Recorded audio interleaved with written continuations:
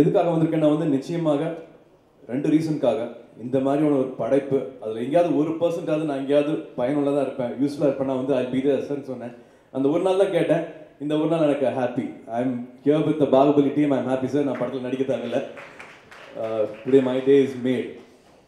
இன்னொன்று வந்து கலைக்கு வந்து எந்த மொழியும் வந்து தடையாக இருக்கக்கூடாதுன்ட்டு உண்மையாக நம்புகிறவங்க எல்லாருமே.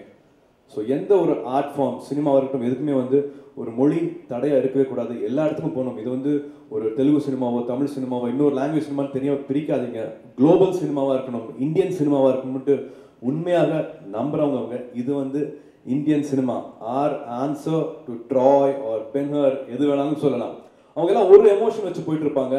இங்கே பல எமோஷன்ஸ் இருக்குது. இப்போ பொன்னியின் செல்வன் எடுத்துக்கிட்டா சரி, ராமாயணம் எடுத்தாலும் சரி, மகாபாரதம் எடுத்தாலும் சரி, அதில் இருக்கிற அவ்வளோ எமோஷன்ஸையும் எவ்வளோ தூரம் இந்த படத்தில் வைக்கலாம் அப்படின்ட்டு, இந்தியா எப்படி இருந்தது, எவ்வளவு ரிச்சஸ்ட் கண்ட்ரியாக இருந்திருந்தது அப்படின்னு இதில் பார்த்து தெரிஞ்சுக்கிற மாதிரி ஒரு டெக்னீஷியனும் வந்து இதில் ஒர்க் பண்ணியிருக்காங்க.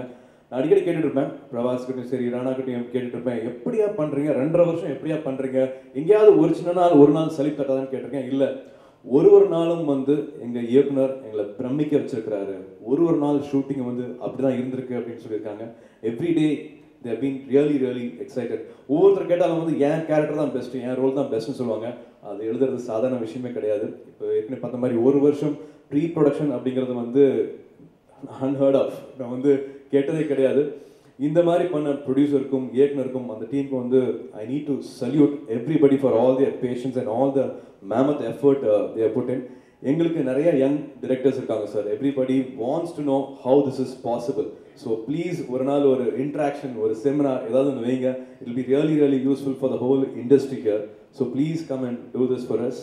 And completely waiting for all our audience to come and see this film. இங்கே இருக்கிற தமிழ்நாட்டில் இருக்கிற சரி, இங்கே தொலைக்காட்சி மூலமாக பார்க்குற, இந்த செய்தி மூலமாக பார்க்குற எல்லா மொழியினரும் இந்த படத்தை தியேட்டரில் வந்து பாருங்கள். ஏன்னா ஒரு 8 கோடி பேர் நம்ம தமிழ்நாட்டில் இருக்காங்க அப்படின்னா 8 கோடி பேரில் வெறும் 40 லட்சம் பேர் தான் தியேட்டரில் வந்து பார்க்குறாங்க.